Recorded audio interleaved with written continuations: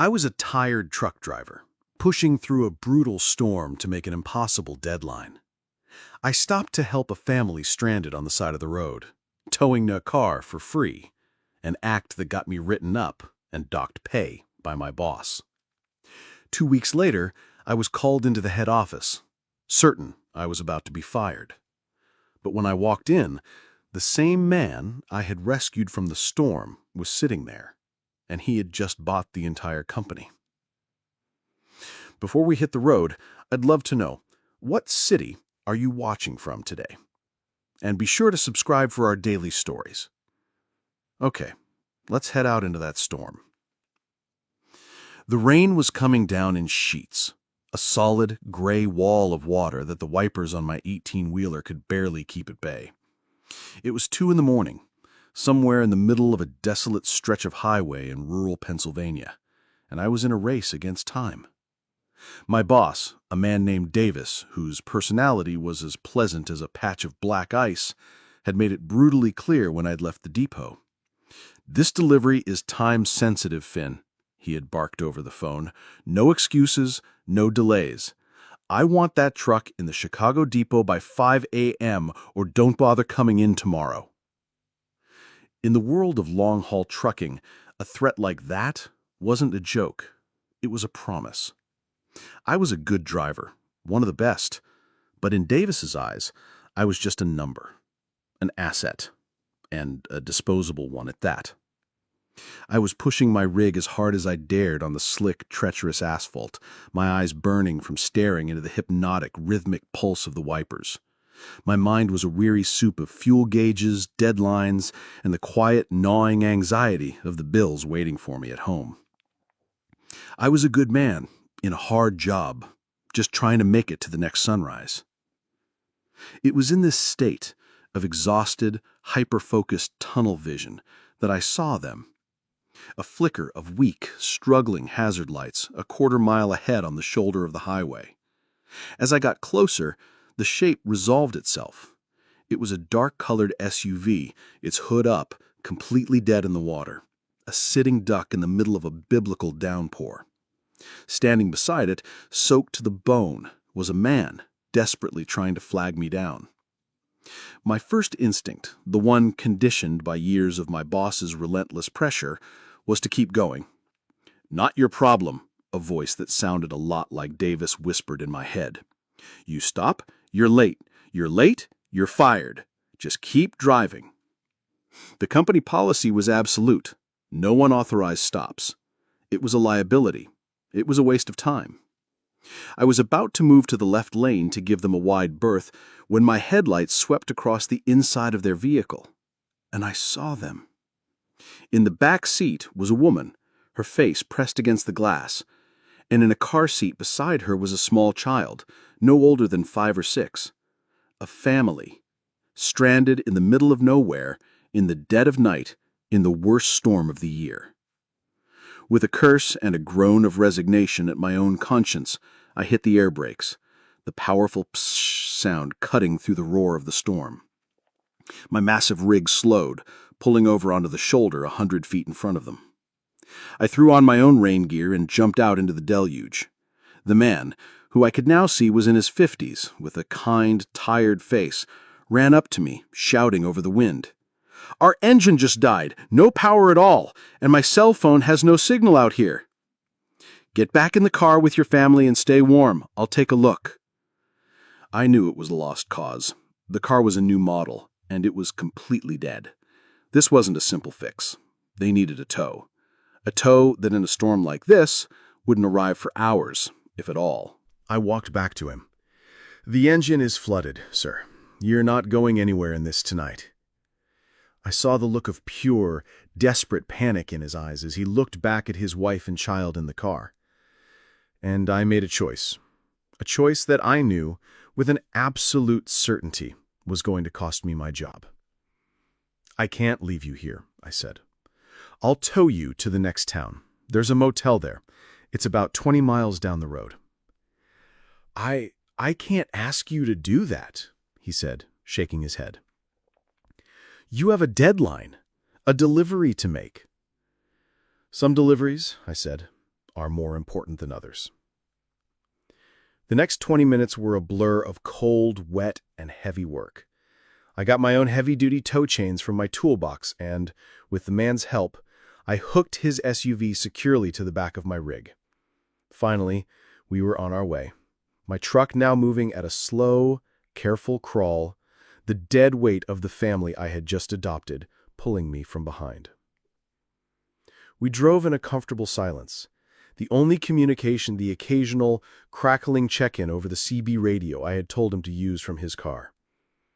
When we finally, mercifully pulled into the bright, welcoming lights of a small motel off the next exit, it was almost 4 a.m. After I had unhooked his car, the father, whose name I now knew was Warren, came to the window of my cab. He pulled out a wet, crumpled wallet. "I don't have much cash on me," he said, trying to push a handful of bills through my window. "But please, let me pay for your time, for your fuel." I looked at the money and then at his tired, grateful face. "No, sir," I said, pushing his hand gently away. "You just get your family inside and get them safe and warm. That's all that matters. Have a safe trip." He just looked at me for a long moment, his eyes, which were sharp and intelligent, seeming to see right through me. "Thank you," he said, his voice full of a quiet, profound sincerity. He offered me his hand. "I will not forget this, son." We shook, a firm, solid handshake between two men in the pouring rain. I watched them disappear into the safety of the motel lobby, a warm feeling of a job well done in my chest. A feeling that immediately turned to ice as I finally looked at the clock on my dashboard. It was 4:15 a.m. I was over 200 miles from my destination, and my delivery was due in Chicago in 45 minutes from now. I was not just late, I was catastrophically, unforgivably, and career-endingly late. The rest of the drive was a long, lonely, and deeply stressful journey. The storm finally broke as the sun began to rise, painting the wet gray sky in shades of a bruised watercolor pink. When I finally, exhaustedly pulled my rig into the bustling Chicago depot, it was just after 9 a.m, a full 4 hours after my deadline. The other drivers, the guys on the morning shift, just looked at me with a kind of weary, pitying sympathy. They knew my boss, Mr. Davis. They knew what was coming. I didn't have to wait long. Before I had even finished unhitching my trailer, my phone buzzed with a text from him. It was 2 words. "My office. Now." Davis's office was a small, messy, and joyless cube that smelled of stale coffee and quiet desperation. He was a man whose own mid-level management failures were a constant, simmering rage that he expertly redirected at the drivers under his command. He was sitting behind his cluttered desk, a large, balding man with a perpetually flushed, angry face, and he didn't even offer me a seat. "You're 6 hours late, Finn," he began, his voice a low, dangerous growl. He had calculated the time from when I should have checked in. 6 hours. The penalty clause in the contract for this delivery was $5,000 an hour. You have just, with your little joyride, personally cost this company $30,000. Do you have anything at all to say for yourself before I fire you and have you blacklisted from every logistics firm in the country? I stood before his desk, tired, wet, and bone-weary, but my conscience was clear. I told him the truth. I told him about the storm, about the SUV on the side of the road, about the family with the small child inside. I told him about the lack of cell service, about the fact that a tow truck would not have reached them for hours. I made a judgment call, Mr. Davis, I concluded, my voice steady. There was a family in danger. I couldn't just leave them there. Davis just stared at me for a long, silent moment, and then he laughed. It was not a pleasant sound. It was a short, sharp, and utterly mirthless bark of a laugh. "A judgment call?" he sneered. Let me tell you something, Finn. I don't pay you to make judgment calls. I don't pay you to be a hero. I don't pay you to run a charity tow service for every sad sack who runs their car into a ditch.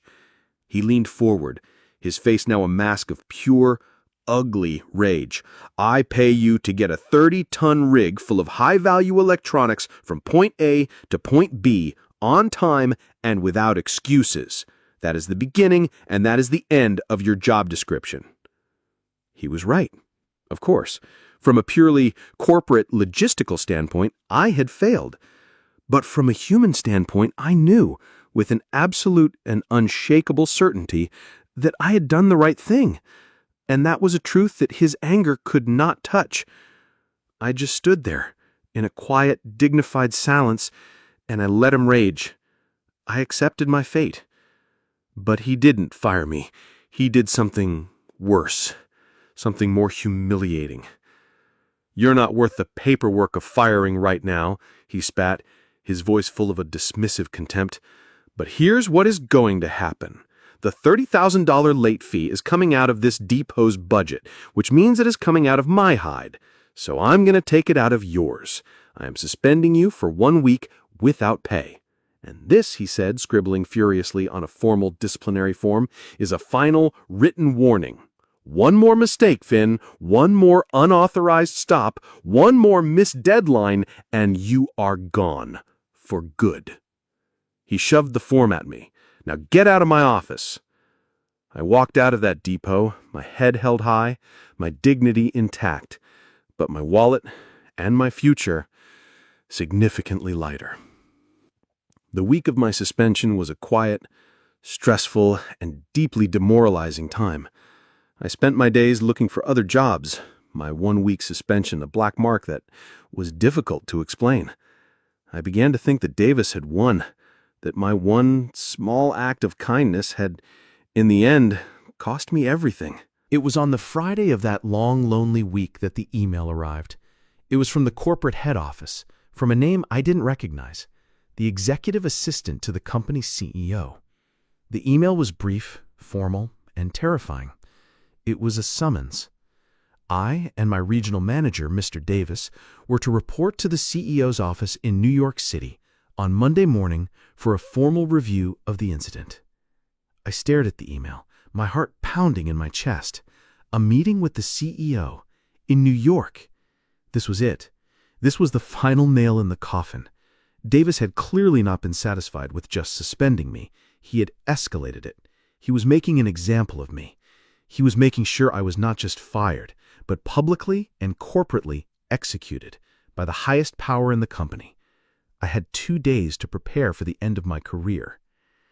The 2-day bus ride to New York City was a long, slow, and deeply demoralizing journey towards my own execution. I spent the time staring out the window at the blur of the American landscape, the country I had spent my life crisscrossing in the lonely solitude of my truck's cab.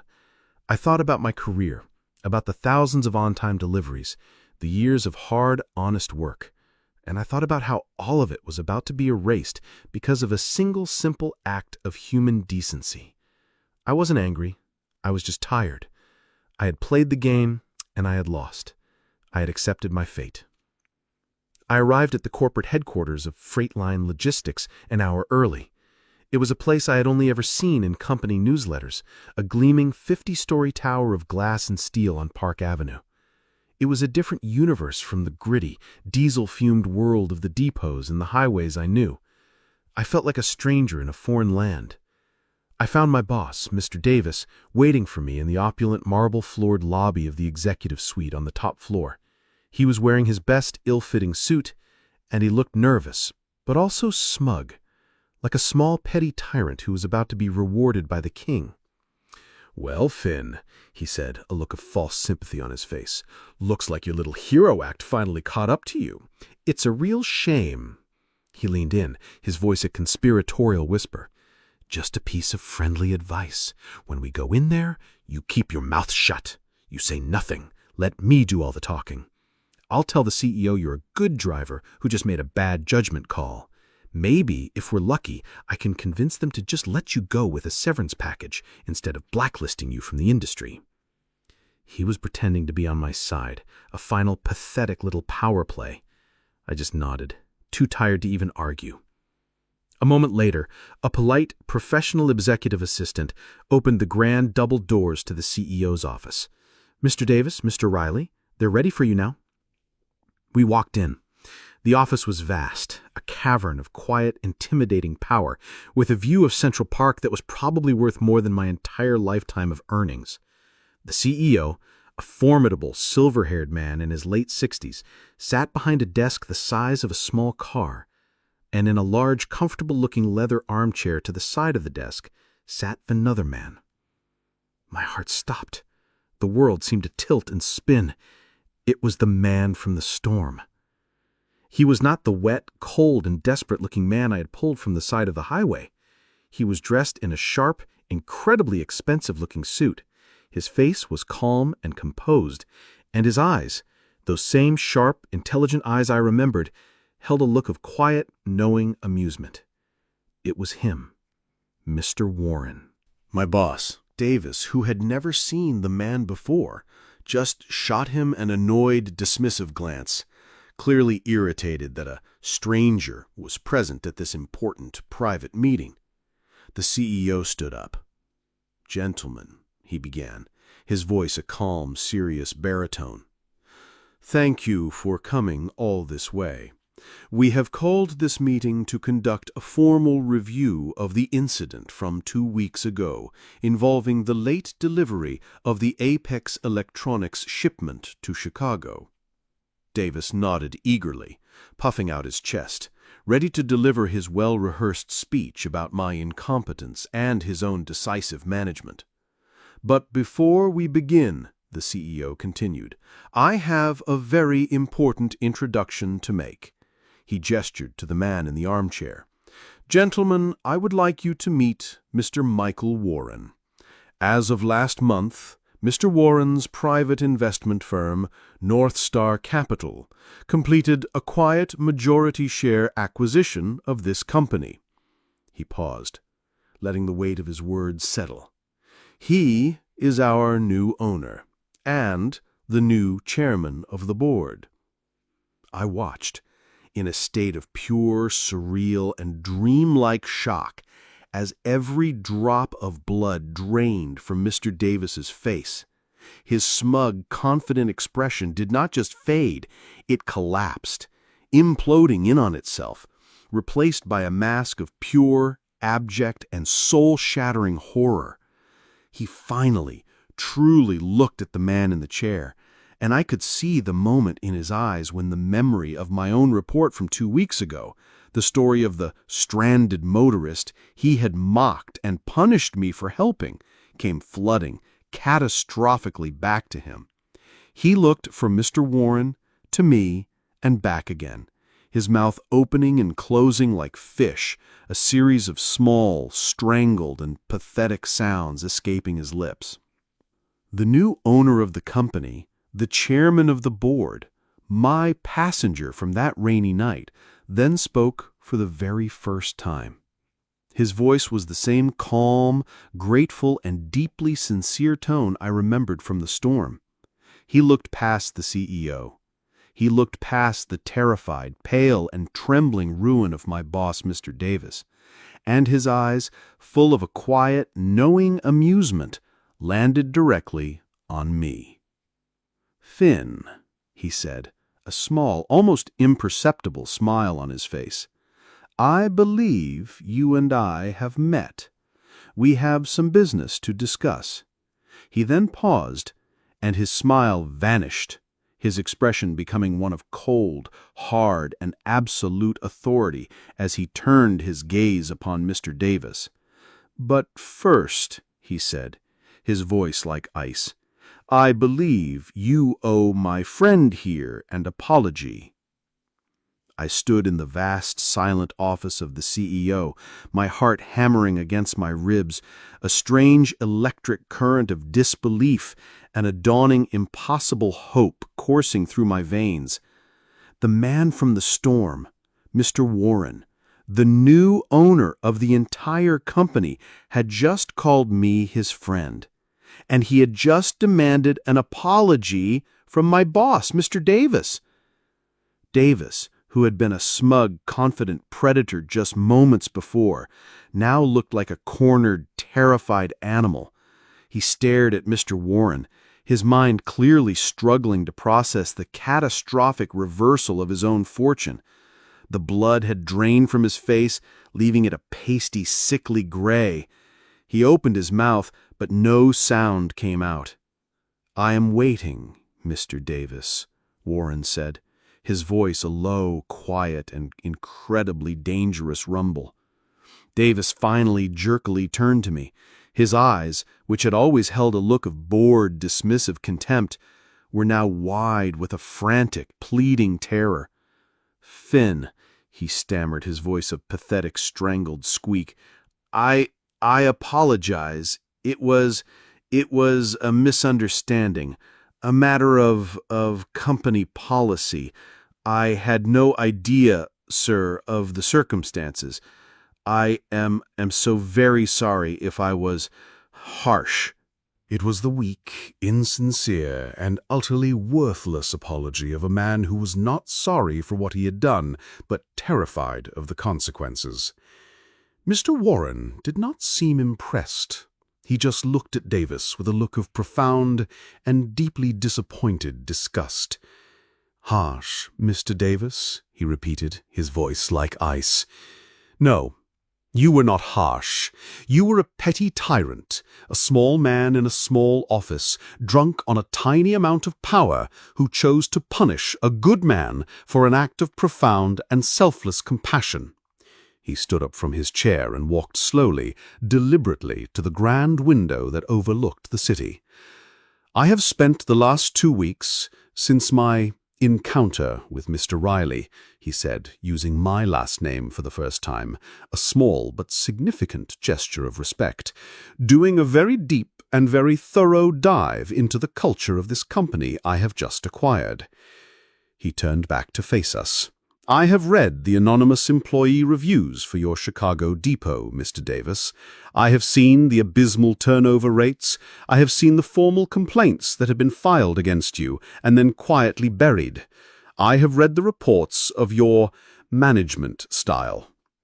He took a step towards my now visibly trembling boss. "You have fostered a culture of fear, Mr. Davis," he said, his voice now a low, furious whisper.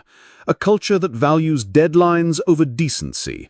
A culture that would have one of its drivers, in good conscience, leave a family with a small child stranded to die in a deadly storm for the sake of a shipping contract." He shook his head. "That is not a culture of efficiency, Mr. Davis. That is a culture of profound and unforgivable moral bankruptcy." He walked back to the desk and looked at the now former CEO, who just nodded grimly. The verdict had been decided. "That is not how my company will be run," Mr. Warren said, his voice now a final, clear command. "And you, sir," he looked directly at Davis, "will not be a part of it. As of this moment, your employment with Freightline Logistics is terminated, effective immediately. You may return to Chicago to clear out your desk. Security," he said with a nod to the door, "will escort you from the building." Davis just collapsed into a chair, a broken, defeated man, his face in his hands, as 2 large, impassive security guards entered the room. And then, with the wreckage of my old boss's career still littering the expensive carpet, Mr. Warren turned his full and now much warmer attention to me. "Finn," he said, a small, wry smile on his face, "I seem to have a problem.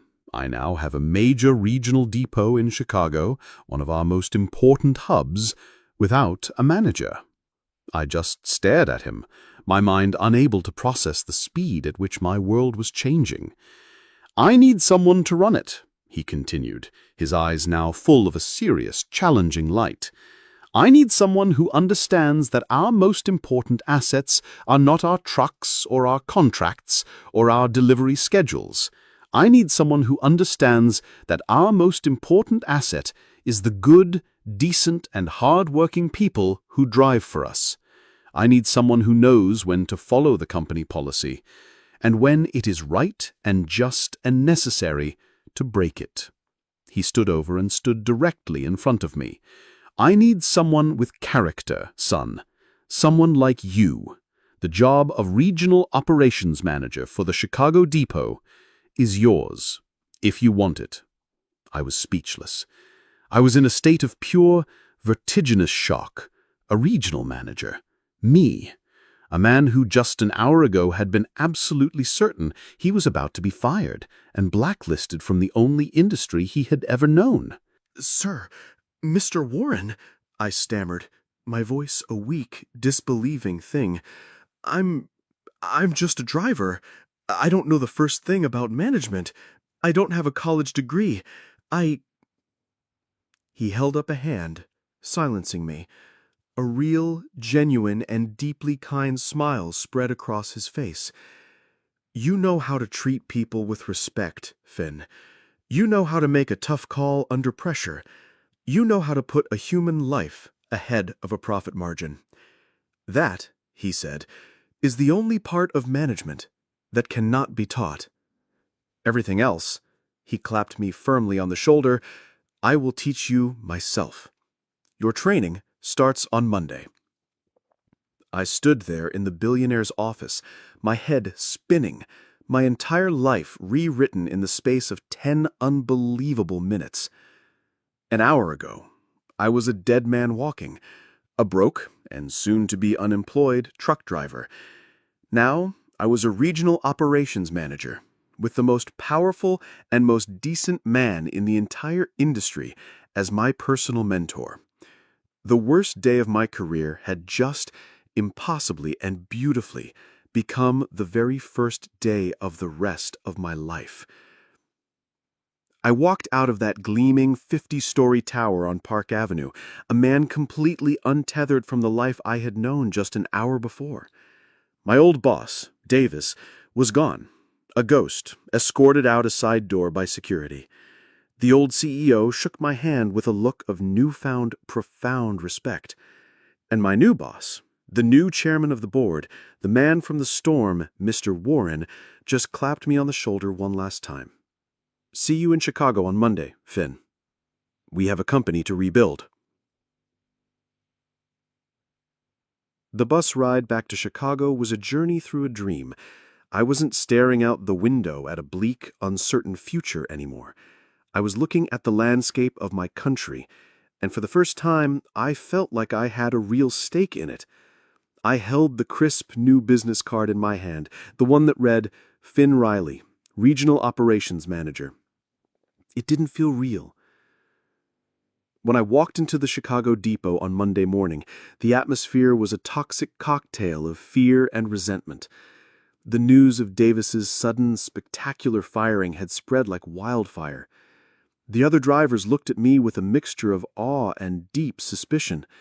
They didn't know the whole story. They just knew that the quiet guy, Finn, had gone to New York and had somehow come back as the king.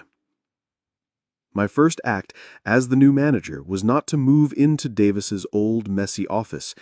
It was to walk out onto the depot floor, gather every single driver, every mechanic, every dispatcher, and I told them the truth. I told them the entire unbelievable story. I told them about the storm, the stranded family, the tow, the punishment, and I told them about the new owner, a man who had been on the receiving end of a single, simple act of kindness and had decided to build his entire corporate philosophy around it.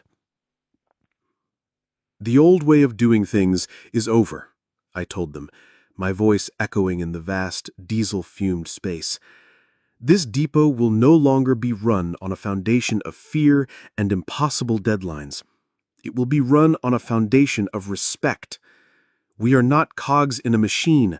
We are a team, and we will look out for each other." The change was not immediate. There was still suspicion. But slowly, day by day, we began to build something new. I didn't manage from behind a desk. I was on the floor, in the trucks, turning wrenches with the mechanics. I knew their struggles because they had been my struggles, and I fought for them. I renegotiated our deadlines with corporate to be more realistic. I instituted a new bonus system based on safety and vehicle maintenance, not just speed. And I implemented a new company-wide policy, one that was approved with a single enthusiastic phone call from Mr. Warren himself. It was called the Good Samaritan Rule. It stated, simply, that any driver who was late due to a verified act of stopping to help a person in distress on the road would not be punished, but would, in fact, receive a bonus on their next paycheck. It was a revolution, and it worked. Our depot, which had once had the worst turnover rate in the entire company, became the one everyone wanted to transfer to. Our safety record became the best in the nation, and our profits, ironically, soared. I saw Mr. Warren once a month. He would fly in for our regional meetings, but he would always spend an extra day with me.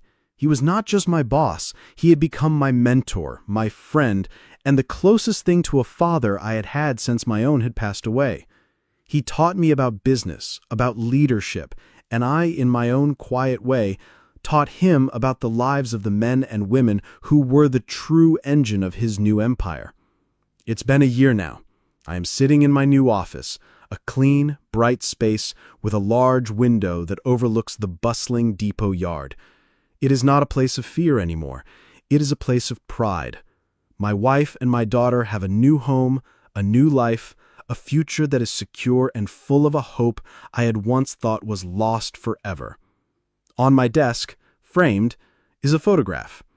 It's a picture of a gleaming, dark-colored SUV parked safely in front of a small roadside motel, with a massive 18-wheeler truck parked protectively beside it, its lights glowing in the pouring rain. Mr. Warren had sent it to me a few weeks after our first meeting. He had gotten it from the motel's security camera footage. Underneath the photo, he had had a small, simple brass plaque inscribed. It didn't mention money, or power, or business. It just said, "Character is who you are when you think no one is watching. Thank you for being a man of character, Finn." I had been a simple, tired truck driver who had made a choice on a dark and stormy night, a choice to put a stranger's family ahead of my own career. I had had no idea that in doing so, I was not just saving them, I was saving myself. And in the process, I had been given a new and far more important delivery to make, a delivery of hope, of respect, and of a simple, profound, and desperately needed human kindness to every corner of the new world I had been given the honor to help build. An absolutely powerful story about how a single act of kindness can start a revolution. What a testament to Finn's character and Mr. Warren's vision. What do you think of the Good Samaritan rule Finn implemented? Let us know in the comments below. If you were inspired by this incredible story, please show your support by hitting that like button and be sure to subscribe for more uplifting stories of karma and justice. Don't forget to click the notification bell so you never miss an upload. Thanks for watching, and we'll see you in the next one.